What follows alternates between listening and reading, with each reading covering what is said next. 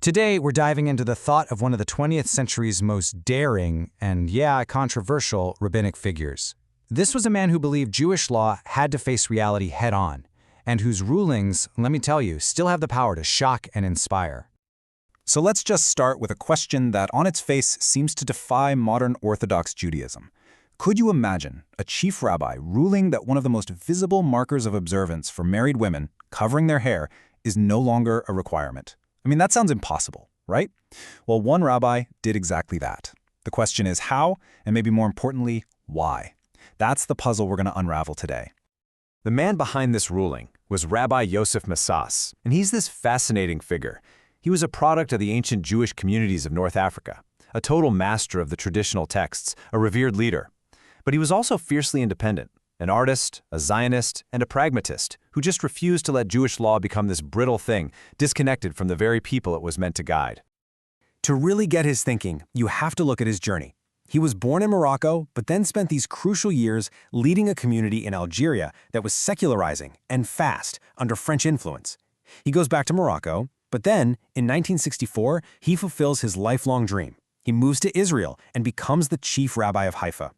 This journey, you see, across all these different cultures and contexts, it gave him a pretty unique perspective on the challenges facing modern Judaism.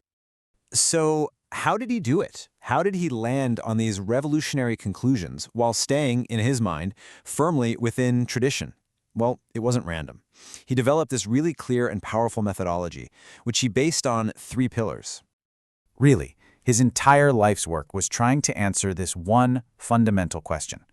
For Rabbi Massas, Jewish law, halacha, it wasn't a museum piece to be polished and admired from a distance. No way.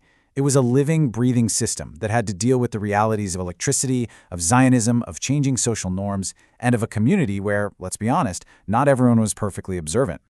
And this right here, this is his framework. It's brilliant. For any ruling, he believed a rabbi has to balance these 3 things. First, you've got hadin, the law. That's your anchor.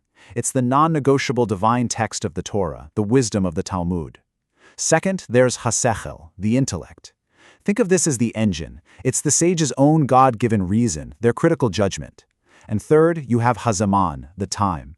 This is your compass, the specific social and historical moment you're actually in. For Messes, a ruling that ignored any one of these pillars was just incomplete. It wasn't going to work. Okay, so that's the theory. Let's see how this whole framework actually played out in the real world, with a huge dilemma he faced early in his career. So picture this. Rabbi Messes arrives in Tlemcen, Algeria, and he's got a major problem on his hands. The kosher butchers, they're all keeping their shops open on the Sabbath.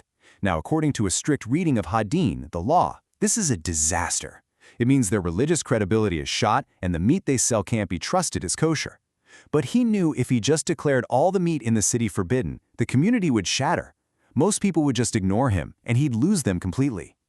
And this quote reveals everything about how he thought. Rabbi Messes always operated with a mindset of limud zehut, basically judging people favorably, trying to find a justification for what they're doing. Instead of just condemning them from on high, he started by looking at the reality on the ground. He saw a community that was, mostly traditional, but really struggling under all these modern pressures. So what did he do? He dove deep into the legal sources, and he applied his intellect, his sechel, to the context of his time, his zman. And he came up with this daring legal argument that, it acknowledged how serious Sabbath violation was, but it found a basis to trust the butchers on the matter of kashrut. He chose to bend the law to avoid breaking the community. And that move right there, it would become a hallmark of his entire career. Now, it's the same bold methodology, this balancing act of law, intellect, and time that led to his most startling rulings. And these are the ones that really get people talking, especially those about women and Jewish law. All right, let's circle back to that bombshell question from the beginning. How on earth could he permit married women to uncover their hair? Well, he analyzed the reason for the law. He argued that hair covering was never some absolute intrinsic law. It was a custom, based on what society considered modest at the time, da Yehudit. See, in ancient times, a married woman with her hair out, that was seen as promiscuous. But he said, looking around in his time, Hazman, that's just not true anymore. So, since the social reason for the rule was gone, he concluded that the obligation itself was, and this is his phrase, uprooted from its core. He applied this same kind of laser-focused logic to another issue, women reading from the Torah. Now get this, because it's fascinating. The Talmud itself says explicitly that a woman can be called up to read from the Torah. But then it adds this little line, but the sages said a woman should not read on account of kavod hatzibur, the dignity of the congregation. And for centuries, that was it. End of discussion. But Rabbi Massas came along and asked a really simple question. What does that phrase actually mean? So the standard answers were always one of two things. Either it's to prevent sexual distraction for the men, or it's to preserve the male-led social order. But Rabbi Massas, using that sharp intellect of his sekel, came up with a completely different and, frankly, subversive reading. He argued that Kavod HaTzibor wasn't the real reason at all. It was a polite fiction, a cover story, a protective concept the sages invented. And here's the bombshell. He claimed the actual reason the sages stopped the practice was because it led to thoughts of lust among the men. But, he said, the sages were brilliant sociologists. They couldn't just come out and say, hey, we're banning this because you guys can't control yourselves. I mean, how shaming would that be? So instead, he says, they hung the matter on kavod hatzibur. They invented this dignified, public-facing reason to protect the honor of the men. It's an absolutely radical reframing of a foundational concept. Now, as you can imagine, this kind of independent thinking, it didn't exactly go unchallenged. His courage to innovate definitely came at a price.